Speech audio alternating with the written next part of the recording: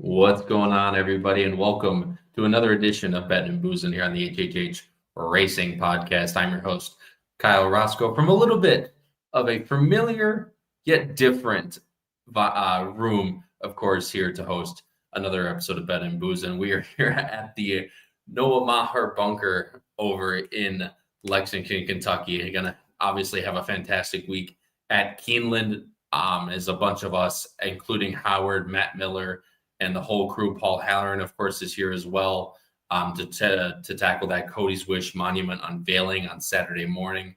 Just a whole bunch of people coming through for Keeneland this weekend. And, of course, we are very excited to share that along with you guys. But, of course, we'd be remiss if I didn't at least touch on, whereas, again, you're very familiar, yet not behind me usually. But welcome, everyone. Thank you guys all so much for joining the show.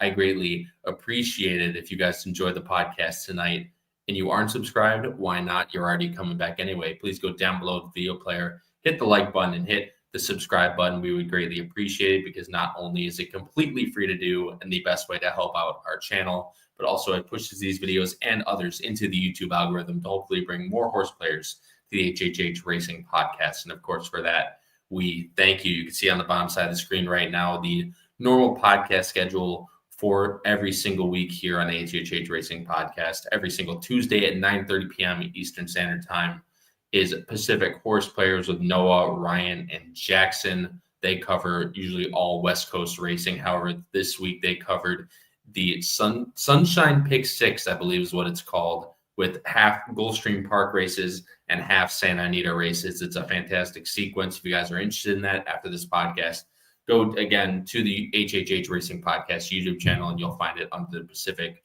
Horseplayers playlist. Of course, we're right here every single Wednesday at 8 p.m. Eastern with Bettin N Boozin, and then every single Thursday at 8 p.m. Eastern is Picks and Ponies with Howard, Pete, and Paul. They are covering the Keeneland Late Pick5 on Saturday. Not a show you're going to want to miss, especially if you're playing Keeneland this weekend, which, of course, you know we all will be as we are here on track. Again, see a ton of people in the chat. Greatly appreciate it. If you guys are new around here or you haven't chatted in the live chat yet, please do. We would love to read every single one of your comments at the bottom right-hand side of the screen here on YouTube, or for my X/Twitter viewers, it's also on the bottom right-hand side. Please comment in the live chat. Again, we read every single one, whether you have questions for us, picks about these races, or other picks throughout the weekend. Again, we'd love to put them up on the screen for you guys. So please comment in the live chat. We would greatly appreciate that. But of course,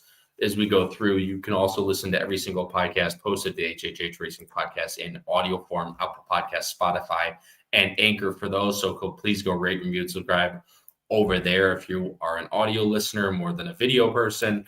And of course, TikTok and Instagram at Bettin N Boozin Podcast, going to be covering a bunch of Keeneland this weekend. So if you guys are interested in a little bit of short form content, again, usually they range between 30 seconds to a minute and 30 seconds long, covering picks for the day, just videos of ambiance. I did that a lot for Kentucky Downs, Haskell Day, all over the place. So again, if that interests you, please go follow us both on TikTok and Instagram at Bettin N Boozin Podcast.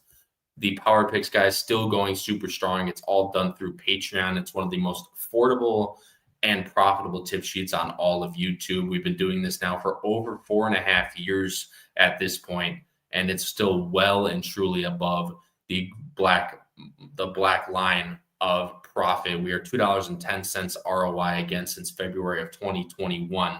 So if that interests you guys at all, it only comes out to $4.99 a week, and you get a tip sheet sent to you every single Saturday. Again, it's all done through Patreon, patreon.com/HHH Racing Podcast. The link is also in the description box below. And if you want to either see previous editions of those Power Picks before you buy them, or you just want to learn more about the podcast, please head on over to HHHRacingPodcast.com. I see a bunch of people in the chat already. Thank you so much for doing so. So, of course, Katie was here bright and early. My mom, thanks so much for doing the show. Greatly appreciate it. Lois Sayre, someone I haven't really seen in the chat before at all. So Lois, thank you so much for joining the show and joining early. Greatly appreciate it. Racing Downwind, of course, is here. Good evening to you, my friend. Let's try and find some winners. And of course, to find some winners, we need to bring on my two co-hosts that we have for every single night from the East Coast. Oh, and my man Paul Conlon sneaking in there, of course, at the end. Paul, great to see you and hope to see you this weekend from the East Coast of New Jersey. Patrick Kunsel, and of course, the man whose room I'm in technically right now, who had to relocate for me, Noah Maher. Gentlemen, what's going on tonight? Look at this. Oh, what a change of scenery. This is great. I was really hoping. We thought about doing it, both of us right here on the screen, but I figured no one would want to see our two dumbasses. Yeah. Try and chop it up off of one screen. Well, Kyle and I were really scrambling because we played golf this afternoon. And I've actually was wearing the Bettin N Boozin shirt, and I've still got it on. And that didn't go well. So hopefully the handicapping and the selections go a little bit better than the golf did today. But nonetheless, we got our beloved New York correspondent to join us this week. That's right. Last week was rough, definitely for me. Who won golf? One thing at 5-2. It was kind of a pillow fight. We were all pretty bad. Yeah, that's one way to put it. Yeah. All right. Well, we'll see who can win the handicapping. The guy to my right's a 2 handicap, and I don't even know what he shot. And if he shot that, I don't know what I shot. So it turned into we just need to go home and drink beer type of round. But of course, it's a bad day on the golf course is usually it's better than a good day at work. I'll tell you that much for free. But guys, let's get right into this. And Katie, thanks so much. Katie said Lois got into this channel through me that they handicap together. That's absolutely fantastic. Katie, thanks so much for getting more people interested into the HHH Racing Podcast. We greatly appreciate it. And of course, for everyone out there, continue to tell your friends about HHH Racing, preferably Bettin N Boozin, but of course, the HHH Racing Podcast as a whole works perfectly fine. Guys, one thing I want to touch on before we get into the Late Pick5 of New York is still a New York race. However, it is a stakes race earlier in the card that we're not going to cover a part of Late Pick5. Although now that I'm looking at it, as Noah and I were looking at it, we probably should have, because there's a very special horse that is in this race. For me personally, it's the Artie Schiller. It's race number 4 of the day at Belmont at the Big A, going a mile on the turf for 3-year-old and olders. And as you see, there's a name in there that we all recognize for people that have been fans of the podcast and of Crownsway Racing. The number 4, Otago, is one of our horses in here. Liscano hops aboard for us. Kelsey Danner, of course, trains. And this is a stout field of 6, even though it is only a field of 6. You have Major Dew, the multiple graded stakes winner, and Big Everest in there as well to the outside. Of course, Big Everest now nearing the end of his racing career, but still one to be reckoned with for sure. And Major Dew's definitely that. So we're definitely got our work cut out for us, but I'm very excited to see how Otago runs on Saturdays. And because Crownsway has a very good track record of winning stakes races in New York, of course, being Smokin' Jay with the Allied Forces, heading that, I believe, all the way back in 2021 now at this point, which is actually just crazy to say for me. But of course, good luck to all the partners and Crownsway Racing as a whole with Otago in the Artie Schiller on Saturday. But guys, we'll get right into the races we are covering tonight. We are covering the Late Pick5, which is race number 7 through number 11, and it starts off again with race 7 with an allowance optional 45,000 for New York Breds, going a mile in the 16th on the turf, and it draws a field of 9 with 1 also eligible listed as a main track only participant. Again, we do not have, as we are covering New York on a Wednesday, we unfortunately do not have morning lines or numbers in the program. So of course, gentlemen, please try and say the number of the horse that we are talking about along with the name. Morning line favorite in this race. It could be really anyone in here. It's really tough. This race is not easy for sure. Misertonic, the number 4, is one that jumps out, as well as someone like Saratoga Flash for Dylan Davis and Safi Joseph Jr. As I put up our picks on the screen right now, Noah and I are both going with the number 2, Sounds Like a Plan, for Ricardo Santana and Horacio De Paz. Pat, you are going with the aforementioned number 4, Misertonic, definitely one in the mix. You can see Noah and I both have him somewhere in there as well. So what'd you like most, and why are we wrong? What'd you like most about the number 4, Misertonic? Yeah, I don't know if you guys are going to be Mr. wrong. You're good. Yeah, no, I think Sounds Like a Plan probably will go off as the favorite. With Mr. Tonic, I think his last race, he really was coming on late, but there wasn't much else coming on, and he had a little bit of a tough trip in there. But I really like the race two back where he was pretty wide in the stretch and was able to come on with it. And now he gets back to a distance that I do think he prefers. The mile and 3/8 was not something that I think he wanted to go that far. And I just look at the PPs here, guys, and him going the mile and 16th has been really suited for him. I mean, he's been in the muddy, in his last, was it 4 tries, winning 2 out of those 4. And he will have to improve a little bit. And I get he's 6 years old. But I do also want somebody that's going to be coming from off the pace in here, as I do think there's a bit of some pace signed on here. But it's just funny because these state bred races, we're going to see it throughout the card. I mean, they all bang heads at some point, right? Yeah, I mean, a lot of these horses run, with each other and against each other, as they do, especially throughout the winter out in New York. Of course, they don't run turf races in the winter, but they end up running against each other a lot. Noah, obviously, this horse can definitely win. And I don't even really know if he needs to improve necessarily because he's run these numbers before. 82, 83 is definitely good enough to at least run in the money, if not have a chance at the win. Kerry Bryan's done fantastic in the past here in New York. Of course, Manny Franco hops aboard, who's riding 25% for this BelmontAtTheBigA meet, just doing really well. But the thing I want to talk about with Mr. Tonic is, a lot of these horses that people look at the program and they say, oh, this horse is, just barely not getting there at a mile and the 16th. They should stretch them out. That's not always the case, right? Because a lot of these horses have some really nice kick at the mile and the 16th. And when they stretch them out, they they don't have that long-windedness that they can continue that run for the mile and 3/8. So getting back to the mile and the 16th here for Mr. Tonic, the fact that he's 7 of 8 of the distance, in the money at the distance, I think, again, mile and 16th should be exactly what this horse wants and needs. And I think Pat's pretty spot on. I feel like if I were to kind of rank the closers in this race, I think you could argue that you'd put him at the top of the list. I think he's probably the best closer in the race. And Pat said it. I think there's probably a decent amount of speed. I know our 2, I think, can be a little bit versatile, where Ricardo can either send if there's not a ton of speed from the outside with the inside post that he was able to get from the draw, or if somebody's really adamant on getting the lead. I think Ricardo can just kind of sit in the pocket. But I think from a pick 5 scenario, I don't know how you feel, Pat. I think I would maybe take my chances with 2-4 and maybe move on, just because I know the horse I've gotten third was in a very common race where I felt like you could kind of throw a blanket over those. And there are some others that I thought were hard to trust. So I get the points on the 4, and then going to the 2, Kyle, who you and I both have on top. Just based off the numbers, seems to be getting better and better, and finally kind of figured it out last time. I know he had taken some money in some previous state bred races, and even in the state bred stakes race that he ran in 3 back in July. And some of those races, it seemed like he was kind of doing all the dirty work. I know set a hot pace in that stakes race 3 back, lost to Leon Blue, who's a common rival in this race on Saturday. And then really did the dirty work, I thought, in the race that he just got nailed by the Paddock Pastor, who came from way, way out of it.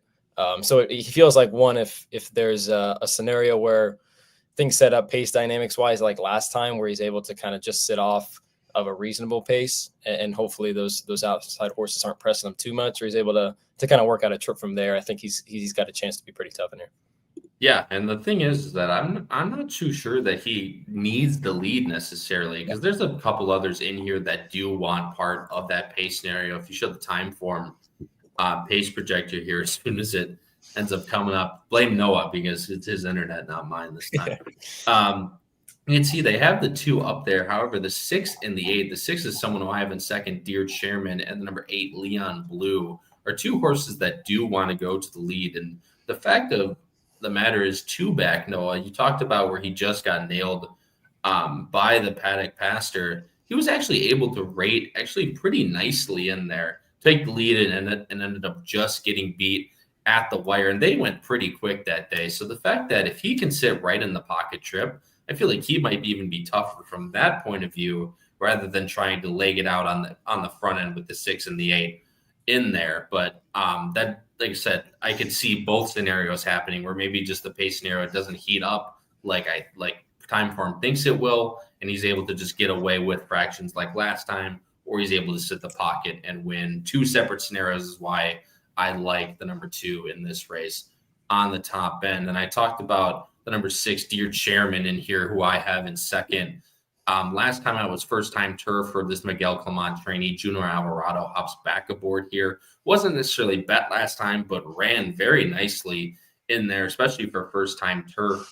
Got an 82 buyer, which is the second buyer top of this horse's lightly raced career. This was his 3 comparative to a lot of older horses in here. So that could be one thing that he could just be getting better. And maybe Miguel Clement hit something really nicely with the turf try last time. Second time now on the turf could get even better. So I definitely wanted to include the number 6 Dear Chairman in there. And Pat, the last horse we'll talk about here is the number 8 Leon Blue. I know you touched on it a little bit earlier, but the pace scenario could hurt this one a little bit. But man, this horse is running a lot nicer races than some of the others in here. And this is almost kind of a fresh ace angle too. If Leon Blue gets a nice setup in here, hope he might be able to just realistically be better than a lot of these others.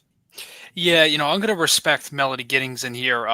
She's very true to, putting her horses in the right spots. And you do wonder, this horse was running in, some restricted and state bred stake races, but did run into a pretty good horse in Stars and Strides last out. Listen, at the end of the day, that pace wasn't too quick, but they just wasn't good enough. So I think this is where he wants to be. It's just a matter of, Kyle, like you said, getting the pace set up in here. Outside post's going to have to go. For the price that he's going to be, he's really not for me. I just think talent wise, I got to have him in my top 3 if that's fair. And looking through that race, right? Was that Asbury Park I saw there too, Kyle? Yeah. Geez, that horse is going to be pretty good for Chad going into next year, I would think. Yeah, and that was a horse, like I said, that I loved last week, and the fact that this horse comes into here, this is a horse I would absolutely pick on top. Just the scenario-wise, I'm not too sure if he can have a way around the track and not get tired necessarily, even though he's dealt with fast paces before. This could be a complete lookover for me in here, because Leon Blue definitely, based on the company he's held in his last couple of races, could end up just being better. And you have the mapper near angle, the paired buyer top angle, that he could just be sitting on a really nice race. In race number 7, I'm going 2-6-4. Noah's going 2-4-3. Pat's going 4-2-8. Guys, moving into race number 8 on the card, and it's a claiming 12-5 event, 1 mile off for 3-year-olds and older. Draws a field of 10 in here, and I'll bring up our picks on the screen right now. And 2 of us, Noah, we did handicap in the same house, but I promise we did not just copy each other's picks. But we're both going with number 8. He's Got This. Pat, you are on your own again, but you're going with the horse that actually neither of us have anywhere in here, being with the number 10 Coinage. Chris Elliott, Joe Sharp takes the training job here, and I would love to hear why we are wrong and you are right with the number 10 Coinage. Yeah, listen, I was trying to go off the beaten path in this race, guys. I couldn't get aboard really anybody in here. And I just think all I flash back to is Joe Sharp at Saratoga just dominating in these races and picking good spots for his horses. And listen, those last 2 races on the turf were nothing special, and I'm not sure. Obviously, we could look way back when this horse was with Mark Cassie. Did appreciate it. 4 for 30 lifetime, gets the blinkers. But what I'll say is, this will be the lowest he's gone. And I'm going to kind of just hope that this horse, speed wise, getting the 10 hole can get out there and hopefully get to the lead and see if just class will prevail in here. Obviously, this horse's form is tailing off a little bit. Has been beaten by significant amount of lengths. But what I will say is, I think this horse, for the class that it has, Joe Sharp's numbers doing this is pretty good. So I'm gonna hope that'll prevail, and I think I'll get he'll be second or third choice in here. I definitely don't think he'll be the favorite.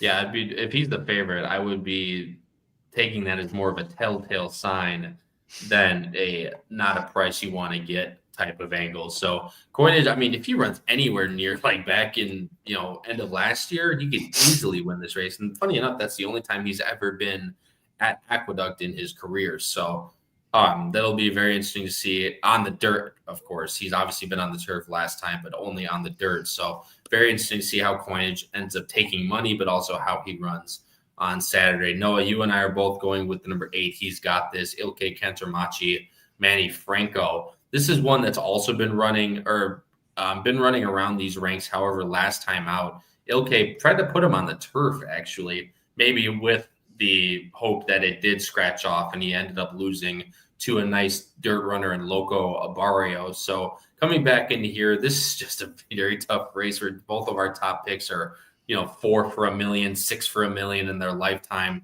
But he's got this, has run some races as of late that could definitely get him in the winner's circle on Saturday. I think so. And, even though that race got taken off the turf last time and run on the dirt, it was still a maiden 40 group. I know they were, kind of turf horses, but I thought that's a much better group that he's going to face today. And even the race 2 back I thought was pretty good. Valenzen Day was a big favorite that day, coming over from Parks, I believe, for Linda Rice, and was definitely odds on in there. Beat that field pretty good, and I thought he's got this ran a pretty valiant second. And if you kind of look at the form just as a whole, at least his kind of last recent 5 or 6 races, the only real blemish on his resume is the one where he went 9 furlongs and he totally got wiped out of the start. I mean, he lost all chance. That was claiming 25, which is a little better than it is today. And I don't know about you, Kyle. I feel like I'm always kind of a sucker for claimbacks. You can see Ilke Cantermachi claimed him for 10 way back in June, gave him up for 12, lost him for 10, then claimed him back for 12.5. And off of the race last time, pretty good number. I think dropping into a much more reasonable spot. I think he's got a big chance. Yeah, and the fact that this horse was second, in a 40,000 claimer, albeit on an off-turf race, should be exactly what the confidence that Ilke does have in this race. For the number 8, he's got this. So this will definitely be my pick. I don't know if he'll necessarily be the favorite either in here, which makes me, again, very interested to see what price he'll go off at. Not only that, but also on the morning line, what David Aragona sets him at. Noah, you and I both have the number 6 in second as well. That being, sorry, I have to count. Sorry, I went too fast. Good Luck Chuck, who I would assume might actually be the favorite just based off of most recent form. However, it is at Laurel and Timonium, so he's probably going to take a little bit of a step up here. But, I mean, he won by 10.5 2 back, won by 13 last time, and now only takes it up to, 12.5 from the 7,500 that he ran at Laurel. I mean, if this horse runs anything like the last 2, he could be easily very tough. It's not often you get a 9-year-old in raging form in a 12.5 number. That's for damn sure. And speaking of rage, stuff. He's won his last 2 races. Granted, they were at lower levels than what he's running today, but he won by 10.5 and 13. And maybe he was supposed to beat those fields, but you can only beat who you face. So he's, I guess, in a way, he's kind of facing the big leagues after he's been kind of batting 400 in the minors after wins at Timonium and Laurel. So it's a big question. He'll probably have to step up his game. I know he's even though just based off of numbers, he's probably the horse to beat. Anytime you get horses coming from those kind of tier 2, tier 3 tracks, they kind of got to prove it to you. But I do like the fact that he draws the attention of Dylan Davis, who definitely doesn't have to ride anybody in this race. And just the fact that he's there, I think you should definitely pay attention. I completely agree with you on that, on all points. So what you pointed out in there. You have number 7 Skylander in third. This horse has really, really nice back numbers. Obviously does not have any type of form so far as we near the end of 25. But again, just another horse that runs the back numbers, can definitely have a splash in here. Pat, the last horse we'll talk about in here is the number 1 that you and I both have in third, Laughing Boy. Wayne Potts trains for Christian Geraldo, takes up the mount, who's actually normally a Charlestown jockey. So it's interesting to see him as part of the Winter Aqueduct colony, but this is one that could easily steal it on the front end, in my opinion. Yeah, that was my only angle here, Kyle, because my gosh, is Wayne Potts' numbers this year awful. Just Yes. plain out awful. And I was trying to figure out, like, this horse has the rail, has speed, has everything that it needs to win this race, but I just can't put this horse on top with the numbers that this trainer has. So, yeah, I mean, listen, at the end of the day, if this horse wins, I'm going to lose. I will not have this horse on any of my tickets, but it's one of those ones where you look back at the PPs and you're just like, my gosh, you're playing the numbers of what this horse's connections have. Yeah, no, and that's absolutely true. And obviously it'll balancing that with the with the price, and if he's somewhere on 4-1 and you're getting those numbers on the connections, that could be obviously a big red flag. And then you look back at him and he goes 24-2, 49-4, and absolutely steals the race on the front end because none of these horses want to pass anybody. So that's definitely one way to look at it. I actually had this horse on top for the longest time until I researched those numbers, and I'm like, I don't want. That's not something I want to trust. However, I definitely had to have him in there just because I feel like if there's any horse that could steal this race on the front end, it is most definitely the number one, Laughing Boy. In the 8th race, I'm going 8-6-1. Noah's going 8-6-7. Patrick's going 10-8-1. You missed that. I already did it. You're late to the party there, brother, man. Going to race number 9. But first, guys, I want to kind of highlight a couple of people in the chat. John Judge, my friend, 10 a.m. flight to Kentucky tomorrow morning. I respect the dedication. Looking forward to meeting some of you guys at the statue dedication or at the track. Why not both, John? We're going to be there every day from Thursday to Sunday and at the statue dedication. So would love to meet you somewhere. And of course, my man, Paul Conlon, he said, I'll be here. Look for me in the cowboy hat and the walking ring in race number 9 with Mo Quality. Paul, would love to, of course, see you in there. And I know to look for the guy with the cowboy hat. Race number 9, guys, is the next one we are covering, and it is a nice allowance race going a mile on the dirt. Draws a field of 9, and it's a pretty hefty field of 9 in here. It's going to be headed by the number 3 Tuscan Gold, Manny Franco, Chad Brown in here. Then the other one, you have Butta for Ricardo Santana and Greg and Siaka. I think Siaka. Yep. Okay, good. We got there in the end. And the number 8, Burning Glory for Junior Alvarado and Bill Mott. As I bring up our picks on the screen right now, very, very based, my beautiful friends. We are actually, a lot of us are Pat, very based, my friend. We're going with the exact same picks in here. Noah, you're going 8-7-3, going B Cruiser instead of Butta. So unfortunately, no Butta coming for Noah. But however, we all are going with the number 8, guys. Noah, I'll let you talk first. Pat, feel free to talk about or to add anything on, but I really, really like this horse for Saturday. It is Burning Glory, Junior Alvarado, Belmont. Yeah, and there's plenty of things to like. I mean, Juddmonte homebred. They bothered to breed him to Into Mischief, who's basically at the top of the sires list right now. And it took him 3 starts to break his maiden, but he ran in some pretty decent races. Down about an hour and a half for me in Louisville, Kentucky, and then they bothered to throw him in the Holy Bull, which Burnham Square, we came back. He's graded stakes place on both the dirt and turf now that with his big effort at Kentucky Downs, and then to Pan Street. I know that's and your transitive property, Kentucky Derby, Belmont Stakes, all those winners, of course. Second place finisher is a little sore subject for our boy Kyle, so we won't necessarily talk about him too much. But threw him into some pretty well respected races, and then had some time off. Came back and I thought ran just fine. Lost a tap into this, who won at Keeneland. I believe that was the last weekend. I can't remember if it was Saturday or Sunday. But a pretty Saturday, decent. I think, right? Might have been Saturday. Yeah, you could be right, Pat. But pretty good horse and pretty good field. I thought that he ran second, and he was 7+ lengths clear of the rest of the field in there. So second off the bench, I think he makes a lot of sense. I'm a little worried that he's going to be really, really low on the board. And if you just kind of look at his page as of now, granted, he's got a chance to even improve, but it's hard for me to believe that he's not a 1-number horse just because of the numbers he had put up then. But, there's always a case that he could be a different horse now. He could be much better and much improved from the winter and the spring. It just depends on what kind of price you want to take on that chance. Right. And that's exactly the point I was going to make. But Pat, the one thing that I really like, and Bill Mott's really probably the king of doing stuff like this, where he runs them at 2, runs them for a while, then continues over into the spring, runs them in a big stakes race, on the Derby Trail, like the Holy Bull.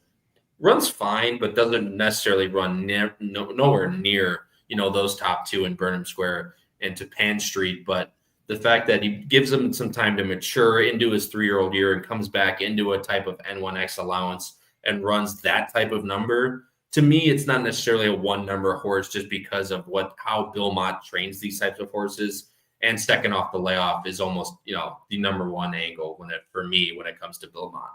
Yeah, for sure. And I'm not sure if you guys know, like where this horse was after the Holy Bull. Obviously something came about. So for him to come back and run that solid of a race against a horse who we now know is pretty talented. I just think that he has a lot going his way. And I won't talk more about Burning Glory, but I will point out, like, I think others in here, guys, between V Cruiser, the 7, and Tuscan Gold, just to name a few. Like, I just don't have faith in those two. I think with the 7, and I'll let Noah talk more because he has a horse in his top 3 and second.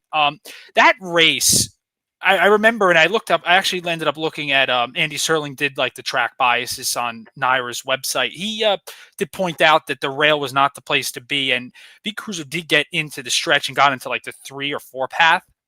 And it was obvious no horses were coming on late from the inside. And I thought that was definitely beneficial. Now, listen, if this horse improves off that, we may be in trouble because this horse may have the lead to himself. So I don't know. I think Burning Glory can take another little step forward in here is way the horse to beat. I couldn't agree with you more, but what are we doing? Dude, unmute. Come on.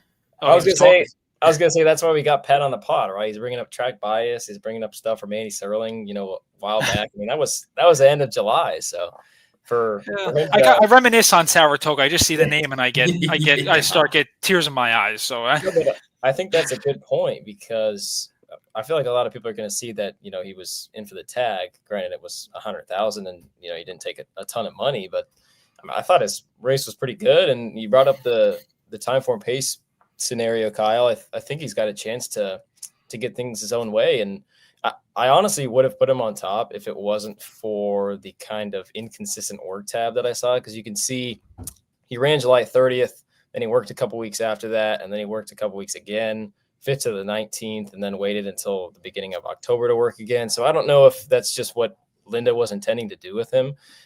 We always kind of talk about you try to do it between like 7 and 11 days is kind of the rule of thumb.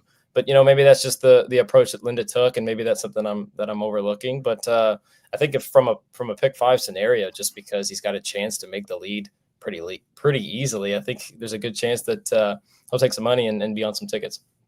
Yeah, I mean that's absolutely one that could steal it on the front end. We will get to Tuscan Gold, but Butta, Pat, is actually a horse I think is going to give 7 a little bit of a run for his money, just because I think Bud is the only other one that's going to want any part of the of being near the lead in terms of being completely on the speed. So, and Bud ran some really nice races. He's running basically all state breds, but he's ran 13 times, and now he's still only 3 years old.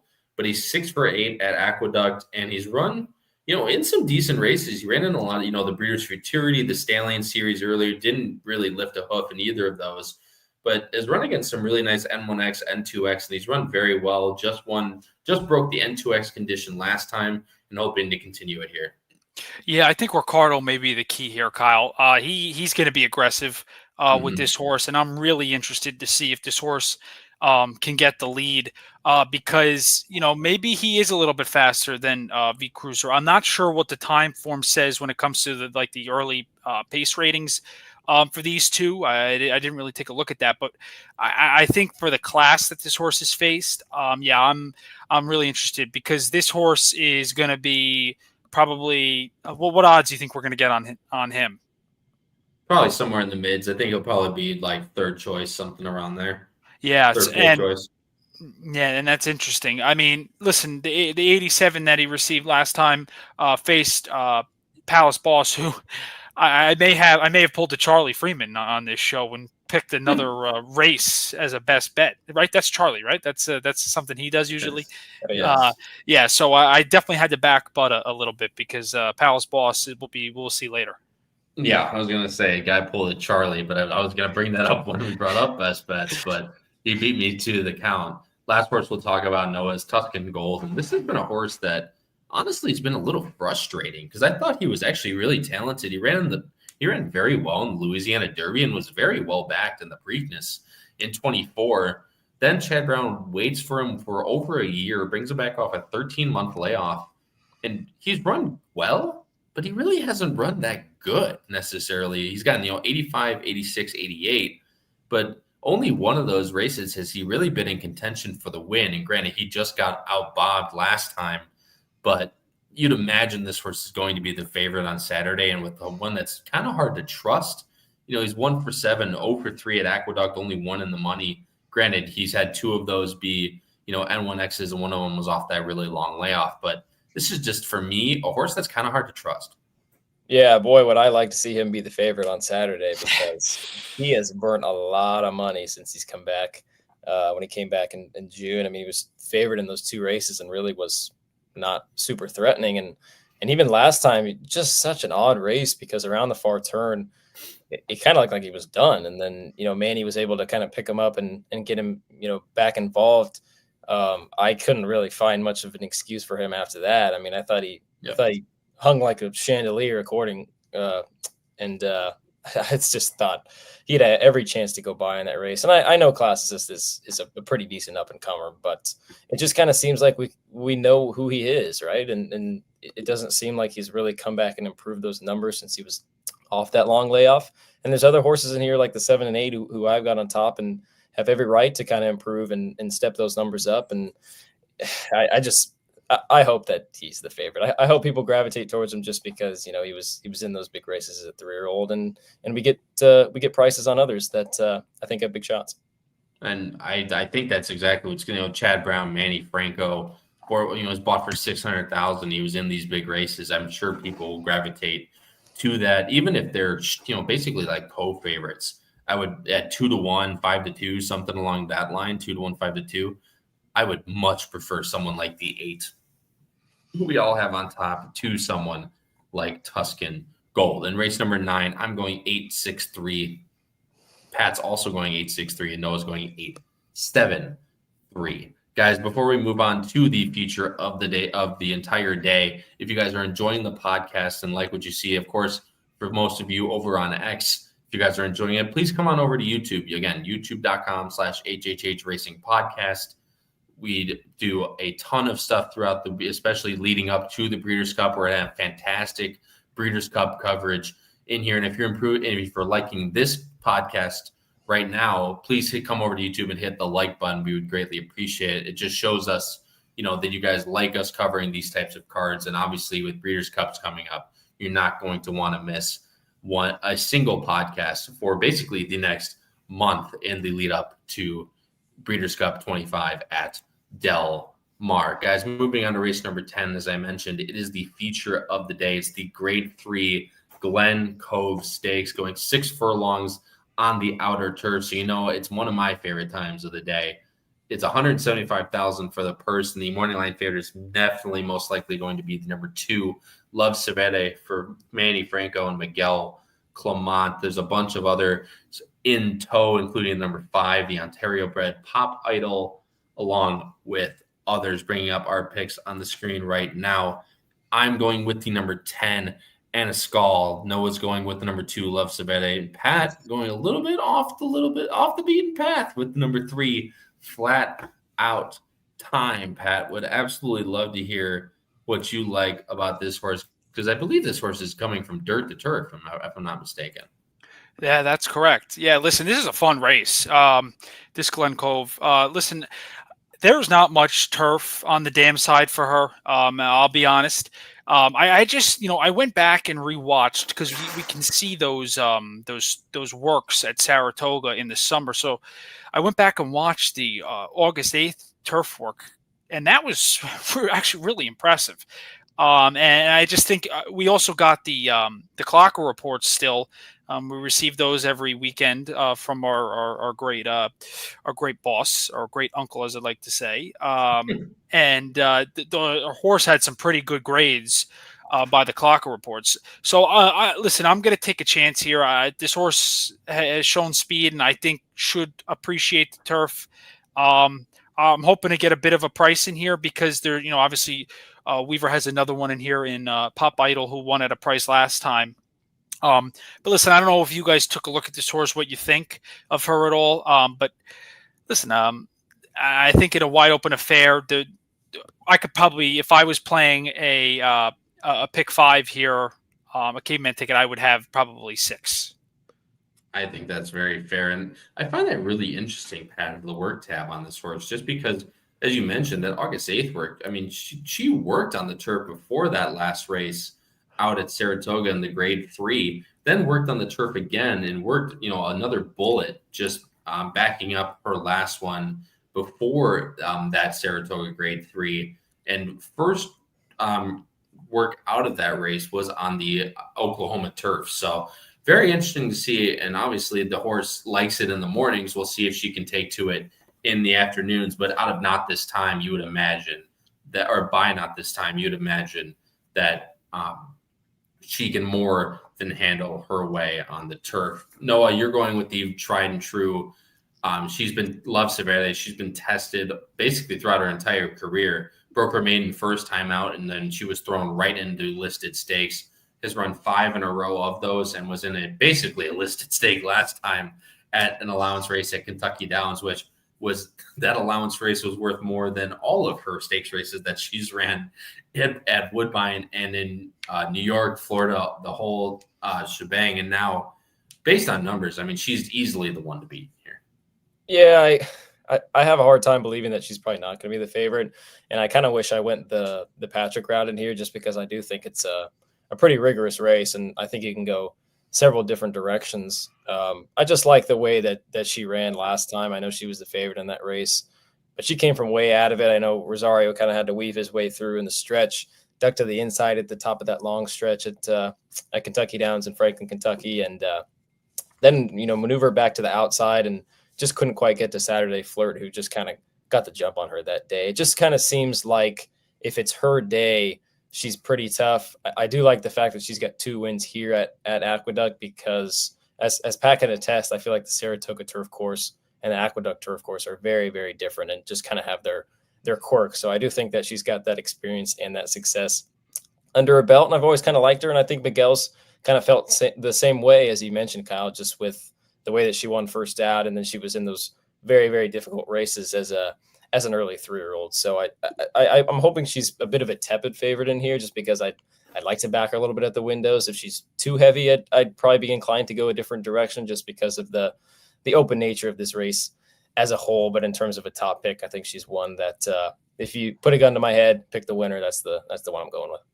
Yeah, and I think that's very fair. I have her in second, and she's one of those horses I always like to, put her in like the Shards and Smoke and Jay camp, where they're not really quick enough to run the flat 5 or something like that, even 5.5 based on, that last Saratoga race. She's not the best going flat 5, but she's also a little bit too, short-winded to go the mile distance. So she's kind of a weird one in there, running those 6.5s. Obviously last time at Kentucky Downs, she relished the extra distance, finishing second to Saturday Flirt.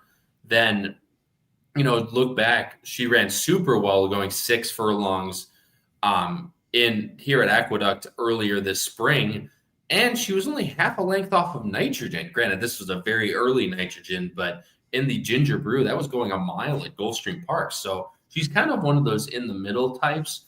And if she gets a setup or any type of trip in here, she's absolutely the one to beat. And I could not leave her off any type of ticket that I play. However, I went with Anna Skull, guys, and I understand this might be a little bit of a nitpicky pick, but Miguel Clement takes Junior Alvarado in here, and it's very interesting to me that Junior Alvarado takes the mountain here. This is one of those horses, even though that she won very nicely last time at 5.5, this is one kind of exactly like Love Severe that I think really relishes that extra half to an extra furlong, from the 5.5 to the 6. You can see her record at Aqueduct here. She had the lead coming to the top and just actually got caught by Love Savete and lost to Me Governor.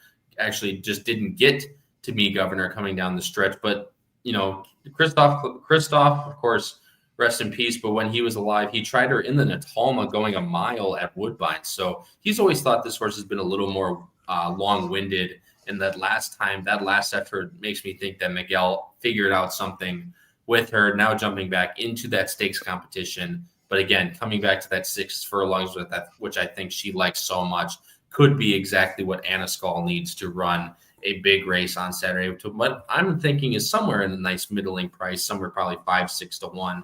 And I could definitely jump all over that price with a horse that could just be nicely improving. Last couple horses we'll talk about here.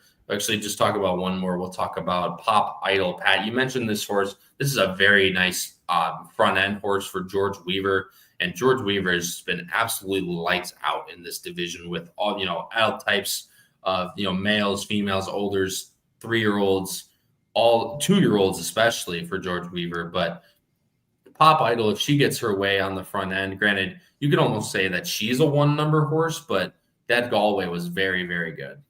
Yeah, it was very good, and that race shoved me in a locker. Let me just put it that way. I didn't have that horse anywhere. No, that was impressive. And if we look at the form, last out, that horse just really didn't do much running, and when it ended up fading late. If that horse can get the lead again, Kyle, like you said, she's going to be very, very dangerous because she did not get the lead in her last race. So yeah, I'm a little nervous that she could wire this field, honestly. And the only other one I want to hit on really quick is It Ain't Two, because I've been trying to chase this horse for a while since she started running in the States. I did like her a lot at Woodbine 3-back, where she had a rough trip. She got checked really hard, but came on late to finish second to Love Zverev. I can't say that horse, so can't say that name. So don't. I'm going to hear about that one for months now. Yeah. I've been chasing this horse. I'm going to try it again. I'm going to get a price. This might be kind of file the divorce papers if this horse can't hit the board in here. No, I mean, she can absolutely do it again, but it's just about trying to find that form. She's ran 81, 82, 84, which is definitely comparable to a bunch in here. But again, it's just a matter of putting it together. And I think she's one of those exact, and again, you'll see a lot of that with the 6 furlong Turk sprints in New York, is where flat 5 might just be a little too short. However, this 6 furlongs might be exactly in her wheelhouse. Last horse we'll talk about, Noah, you have this horse, Aviento, in second. This is another one that's been tested all the way through. I mean, she won the Matron last year and then ran in the Juvenile Phillies Turf, which, of course, was a mile that was won by an absolute monster in Lake Victoria that day. Came back in the Limestone at Keeneland and has just really tried that 5.5, got back to the Kentucky Downs circuit last time. It's Kentucky Downs. You either like it or you don't. Now returning to the type of flat oval at a little bit longer distance could be exactly what she needs. Yeah, and I don't want to fault her for the so-so race that she ran last time at Kentucky Downs, because I know it was against better company, and there's a couple other common opponents that are coming back, and she just kind of ran right with them. So I'm not going to fault her too much. I'm looking more towards the race that she ran 2-back in the Galway, because Pat had mentioned that Pop Idol broke from the inside, kind of ran them off their feet, and was pretty good that day. And I thought Abiento or Abientot. It's got to be Abiento. It's definitely not Abientot. It's Abiento. Yeah, Abiento was. I thought she was moving late in that race, especially on the replay, and was actually a half length in front of Love Savere. I think Howard put the actual. Yeah, you got a layup. He put it in the chat. I'm butchering the crap out of that thing. Kyle, you were spot on. Kyle, you have the whole thing. You have the whole lingo going there with the accent. For once, I will tell you, Pat, whatever you do, it won't be as bad as when you picked White Barrio to win the Pegasus Split. That is an all-timer. Hey, that's an anniversary. We got to play that soon, because that's an anniversary coming up. It's coming up. Yeah, that's coming up. Oh my gosh. Oh, geez. So That's good, going to be dude. top 5 moment on this show for sure. Not only did I butcher it once, how many times did I butcher it? Twice? It was more than that. No, I think it was he had butchered that, and then you asked another question. He messed up something else. I don't know. Oh, jeez. Oh, gosh. I'm gonna find that clip. That was one of the best 10 minutes on the history of the HHH Racing Podcast, folks. So if you haven't seen it, you should go back and check it out. You have to. If not, I'm sure it'll come up from us at some point here in the next coming weeks. But Aviento definitely has a good chance to at least hit the board. If not, get on the win edge. She can regain some of her form. I'm in the Glen Cove. I'm going 10-2-5. Noah's going 2-9-10. Pat's going 3-7-5. And the straight right the ship out there a little bit because they're starting to go off the rails. Yeah, I know a lot of us are. I'm running on 3.5 hours of sleep myself, so I could easily just keep going off the rails. Guys, last race is race 11. It's allowance 1 mile on the turf for New York State breds. It's a field of 10 with 4 also eligibles, three also eligibles, and 1 main track only entrant. I'm putting up our picks right now, and you'll see all 3 of us. Wow, guys, really, we're all going with the number 7 and experience Manny Franco for Jeremiah Engelhardt in here. I think the morning line favorite could be sent across a whole ton of different horses in this race, but very interesting that we're all going with the exact same one. And I don't know if it's necessarily going to be the favorite on Saturday. So Noah, I'll let you talk first. Pat, feel free to add anything here as my dear F tries to load it up. But what did you like most about the number 7 and experience?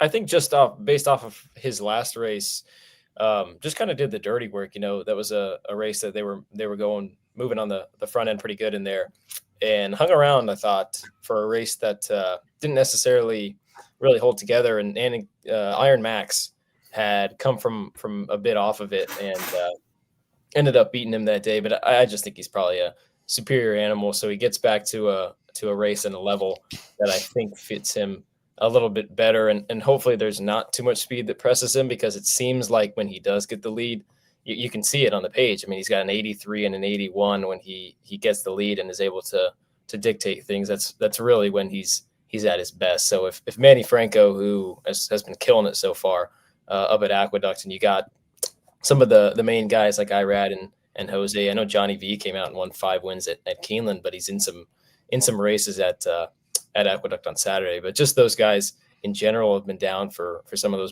those bigger meets and those premier meets, especially here at Keeneland here in the fall. Manny Franco's just basically taking advantage of every opportunity that he's been given. And if he's able to get this 3-year-old on the front end, I think with those prior races and the form that he's shown when he's able to dictate things, I think he could be pretty tough.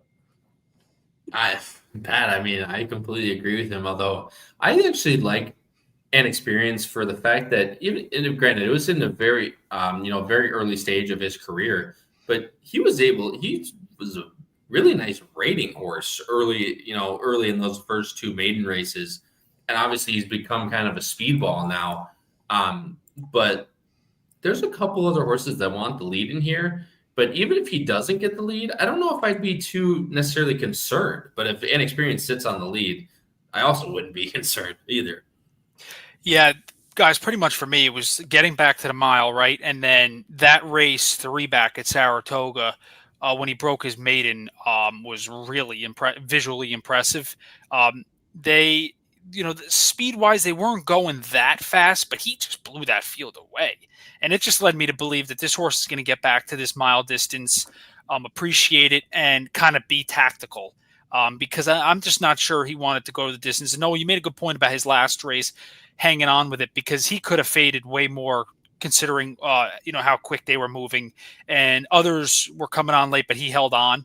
I really like this horse, and I'm hoping that, those last 2 races kind of muster up what he's been, because then we get a little bit of a price, but I don't know. That's going to be questionable considering what he did 3 back, because that was an impressive race.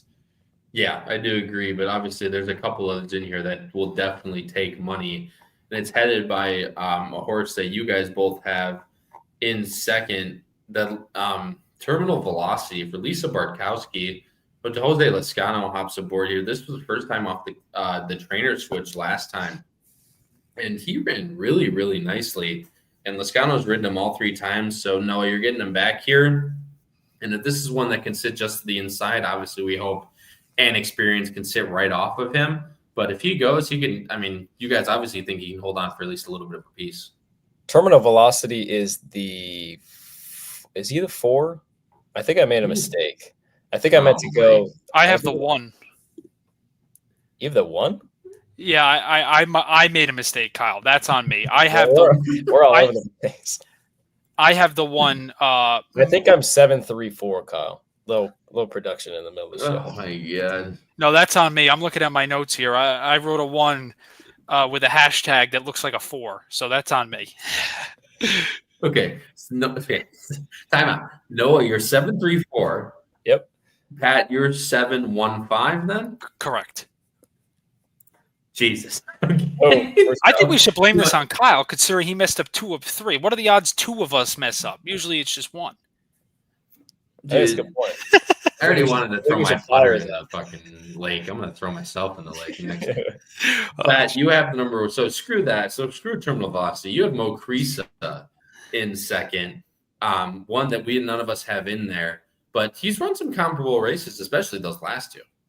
Yeah, last 2 were good, and his last win was at this distance at a lower level. But I thought his last race, he was on the inside, and just Ricardo can never really get him clear. And then he tried to get him in, and it was just too late. And maybe that was distance, but maybe it was just trip. I think it was kind of a mixture of both.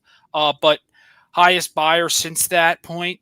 Since he's raced, and I'll give this horse another chance underneath. Who's been close to the lead and has won, 3 back, like I said. So listen, this horse is going to be a pretty decent price in here too. So yeah, I don't know. These state bred races, guys. It's kind of you got to go back and forth. They trade punches a lot of times, right? I mean, they really do. And Noah, you have this horse. Speaking of throwing punches. This is a horse that flies from Narnia basically every time he runs. You have Zapruder in second. And then, of course, you can go into your third choice. You can talk about terminal velocity, I guess, if you want. So talk about those 2, and I'll finish up. I don't have to talk about terminal velocity. That horse is going to win now, guys. Terminal velocity. Jesus. But I do like Zapruder just as a horse in general. I know, Kyle, you were spot on. He really likes to come from way out of it. And when I initially looked at this race, I thought he was more of an underneath type just because I wasn't sure if there was going to be enough speed for him. But clearly the time for him thinks that there could be some pace setters that could really soften each other up. And if they do, I mean, this is one of the horses that Johnny V chose to not ride at Keeneland this weekend. And he's going to be up there. I know he's in the stakes race. I think he's on one of the Weavers in the turf sprint.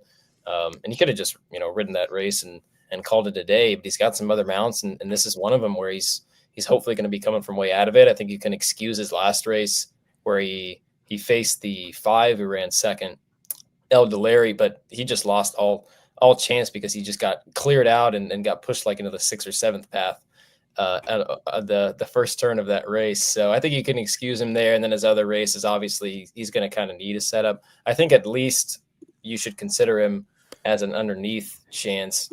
And it's one of those situations where you'd kind of like to see the first furlong. Cause if they really heat things up and 2 or 3 of them go and really set some fast fractions, I think they're really going to set things up, and he'd be considered more of a win candidate if that were the case. I do agree with that for sure. I guess we're skipping terminal velocity. We don't need to talk about it. Oh my God. El Delary, who I have in second. That last race, and actually really the 1-4 back at Laurel, were really nice. Just another one that if the pace scenario doesn't materialize, El Delary is definitely the speed of the speed in here. And it's the same trainer that Dylan Davis rode for earlier too. So that's actually very interesting that he picks this mount back aboard as well. And this will be the 4th time in a row that he's ridden them. And if he gets, again, any type of little breather, I think El Delary definitely could be tough. And then Coach Case is another Miguel Coman trainee, Junior Alvarado house back aboard. Obviously, Dylan Davis chooses off of this one, but this one has some very nice, stalking races, and now gets the ultimate equipment change in here with the first time gelding angle. So definitely could improve a little bit off of that one to have underneath for me in here. I'm going 7-5-10. Noah's going 7-3-4. Pat's going 7-1-5. We'll move on to best bets here now. Pat, of course, you will go first, and you are pulling a Charlie, as you kind of hinted at before, going with a race that we did not cover outside of the late pick 5. I should just put Otago as one of my win bets, realistically, because I'm going to bet it. Race number 6, win on number 1, Palace Boss, and then race number 9, you're starting a double, singling the number 8 in there, which is Burning Glory, who we talked about a lot. And then in the Glen Cove, you're going 3-7. That's flat out time. It ain't 2. Yeah, so in race 6, allowance optional claimer, it's an N2X. Palace Boss for Horacio De Paz, his numbers have been awesome the last 2 months. De Paz has, and I really like this horse getting the rail. Should sit a nice stalking trip in there against some other foes that he's faced quite often in there. Aggregation is a horse for Chad Brown who's going to take money, so I think I'm going to get like the third choice on here because Miguel Caman also has Landy Oro in there who might be bet. And I just really like that horse, like I said, getting the rail in there, guys. Speed figure wise fits in well. And then my double late. Yeah, listen, I think Burning Glory, that horse is going to be a pretty heavy favorite, but I'm going to play a double into the 3 and the 7 in there, flat out time and in A2. I think I'm going to get some decent prices on those two in a fun turf sprint stake race. Yeah, this is a fun card. Hopefully the weather holds off. Should be good to go. Obviously, it's going to play second to the track that you guys will be at, but I'm glad we got to cover my so-called home track. Pat loves when we cover New York, especially when, huge thing in Kentucky going on. But we always throw Pat a bone every now and again. Pat, well, good luck with your best bets. Noah, going to you next. Race number 8, a win on the number 8. He's got this. And then race number 9, almost can treat this like a pick 3 as well. You're going 7-8 in race number 9, which is Burning Glory, and the horse you like, the Cruiser, which should be at least a little bit of a price. And you're singling the number 2 in the Glen Cove, which is Love Severe.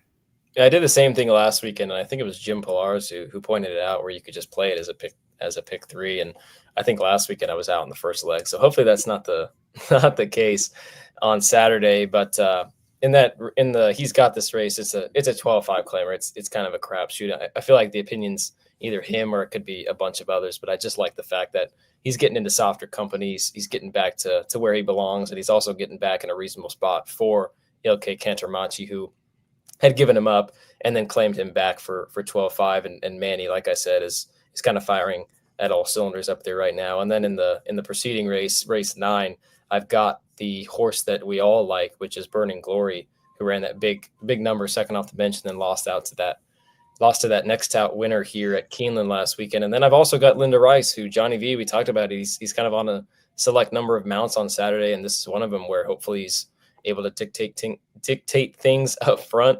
And so I'm going to use those two and play the double with the 7 and 8 into Love Severe. Hopefully I said that right for you journalists out there.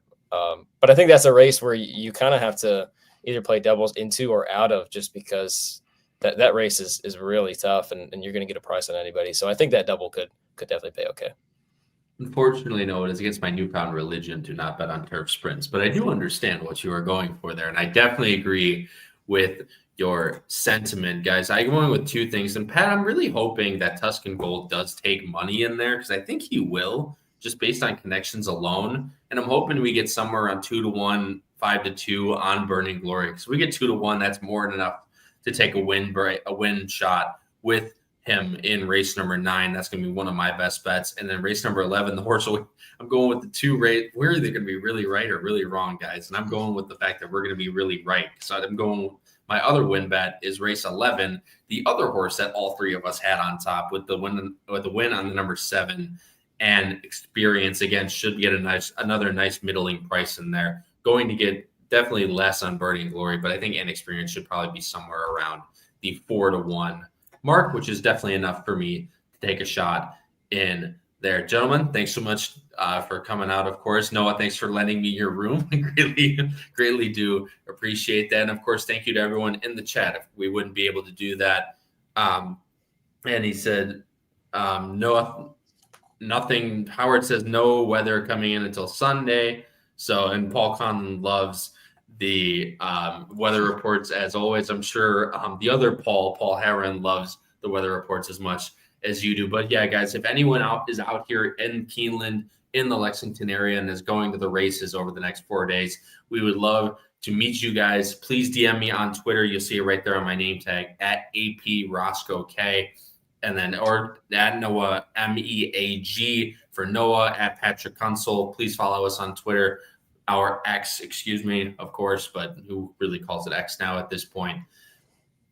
Again, follow me. You can feel my DMs are open. Please feel free to DM me, and we'd love to meet up with you guys, have a beer or something along those lines. Again, watch some races again, that's really what it's all about. And again, it's not only just going to be us, me and Noah on the screen. It's going to be Howard, Matt Miller, Paul Halloran. There's a ton of us out here. And again, we would love to all meet you guys. But of course, thank you guys all so much for watching another edition of Bettin N Boozin here on the HHH Racing Podcast. This one covering the BelmontAtTheBigA Late Pick5 for October 11th, 2025. And for my co-hosts, Noah Maher and Patrick Kunsel, I've been your host, Kyle Roscoe. And until next time, everybody, crush those bets, win those photos, and stay safe, everyone. We'll see you in the next one. Have a good night.